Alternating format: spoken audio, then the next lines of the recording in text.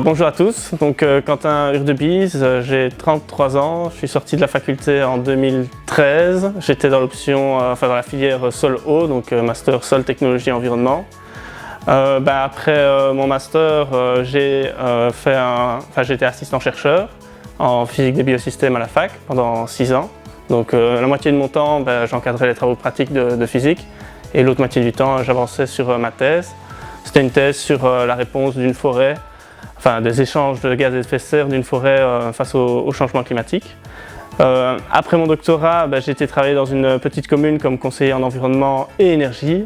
Et puis là, depuis 2 ans, je travaille à la ville de Namur comme hydrologue, où je coordonne la gestion des eaux. Moi, j'ai été engagé à la ville de Namur suite aux terribles inondations de juillet 2021 qui ont fait énormément de dégâts. Alors, il n'y a pas eu de dégâts humains ici dans la région, mais il y a quand même eu beaucoup de dégâts au niveau des infrastructures et puis des biens privés. Donc quand j'ai été engagé, on m'a dit que j'allais avoir plusieurs missions. La première des missions, c'est vraiment de connaître le territoire, connaître les infrastructures. Donc ça veut dire qu'il faut aller sur le terrain pour voir un peu dans quel état elles sont, est-ce qu'elles fonctionnent bien. Deuxième mission, c'est tout ce qui est gestion et entretien du patrimoine, que ce soit les cours d'eau, les égouts, les fossés, les aqueducs. Donc deuxième aspect. Troisième aspect, c'est vraiment essayer d'étudier et d'améliorer nos infrastructures.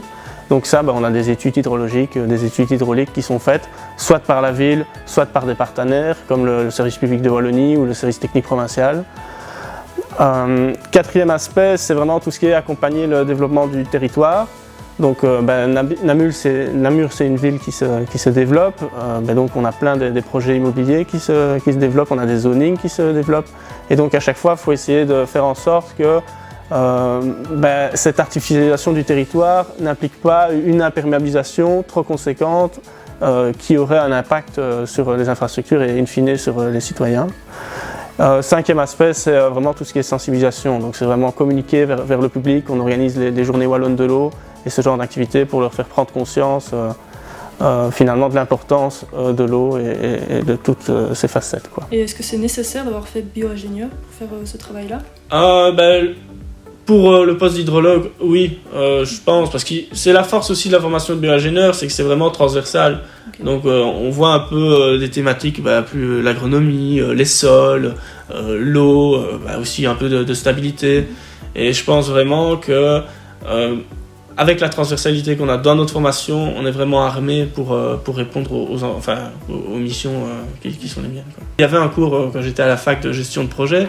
C'est aussi des cours, c'est vraiment la réalité du métier. Donc après, ça reste une approche, ça reste des études, on n'est pas en situation réelle.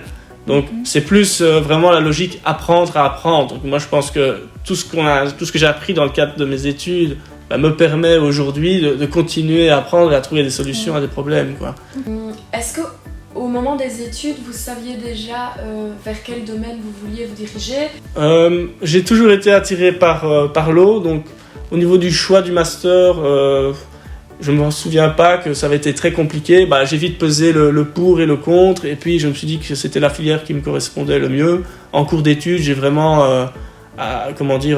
j'ai été très attiré par aussi les sols, l'étude des sols, la pédologie, c'est vraiment quelque chose qui m'a beaucoup intéressé. Est-ce que c'était reconnu pour être un master moins terrain, beaucoup plus sur l'ordinateur, etc. Est-ce que ça se confirme avec vos métiers? Ouais, non, après c'est sûr que on reste des ingénieurs, donc c'est sûr qu'on doit travailler sur des machines pour utiliser des outils performants qui nous permettent de faire des calculs, que ça prendrait beaucoup plus de temps si on les faisait à la main, quoi. Mais là je crois que pour le moment en tout cas j'ai un bon équilibre. Et pendant mes études, j'ai pas été trop frustré par une absence de terrain. J'ai quand même l'impression, je me rappelle qu'on faisait des travaux notamment où on allait par petits groupes de 4 là, sur des grands bassins versants et j'en garde vraiment un bon souvenir, quoi. Voilà, on n'a pas à l'heure actuelle de base de données avec des plans précis de tous nos ouvrages. On en a des milliers, mais en réalité on n'a aucune information dessus, donc il faut aller sur place pour avoir l'info. Okay. Ici c'était une grille sur un cours d'eau et alors on voit que l'eau elle a vraiment érodé les pieds des murs en berge gauche, berge droite. Donc ici on a refait cet ouvrage, mais on a aussi modifié la grille, c'est-à-dire qu'on a élargi l'espace entre les différents barreaux pour éviter qu'elle ne sature trop vite et puis qu'après les gens soient inondés dans la rue au-dessus. Donc vous faites vraiment beaucoup de choses différentes. Est-ce qu'il y a des choses qui reviennent plus souvent que d'autres, d'autres moins? Si je prends l'exemple des événements extrêmes, là le 22 juin 2023 on a eu des fortes pluies, et donc quand on a ce type d'événement qui intervient, on est pris full time par ça pendant presque un mois pour aller revérifier l'état des ouvrages, aller dégager. Donc c'est assez variable aussi dans le temps. La préparation des budgets, c'est quelque chose qu'on fait souvent en juillet-août, donc là aussi à ce moment-là on est plus focus full time là-dessus.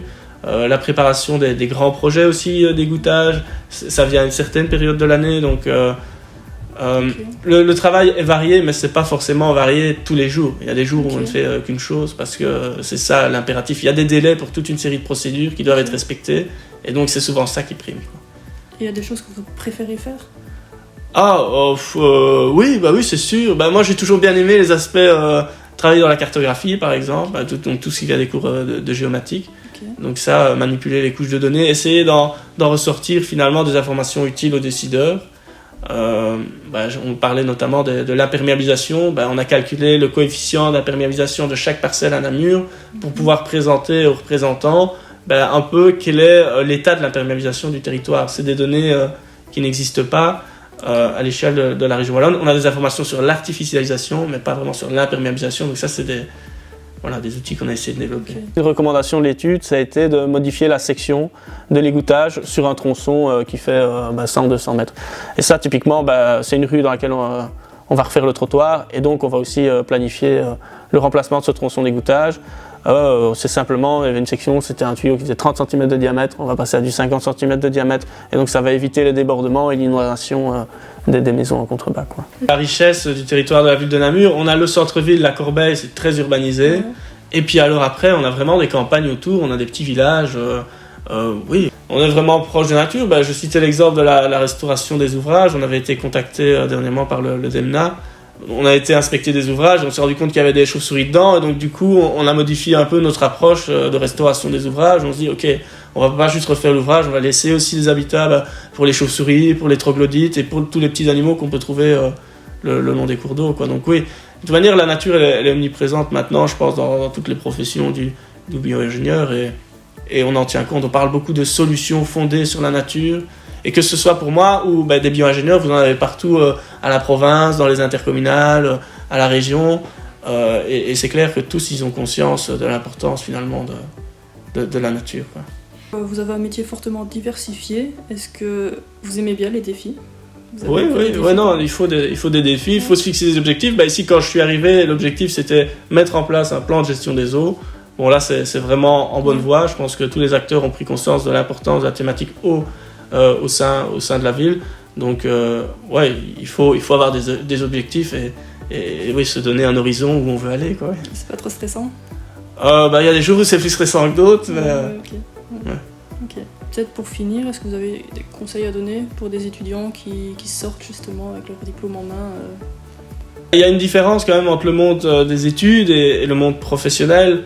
Donc voilà, je pense qu'il faut oser, mais faut aussi garder un peu du plaisir et l'envie d'apprendre dans le choix de son travail, quoi. Ok.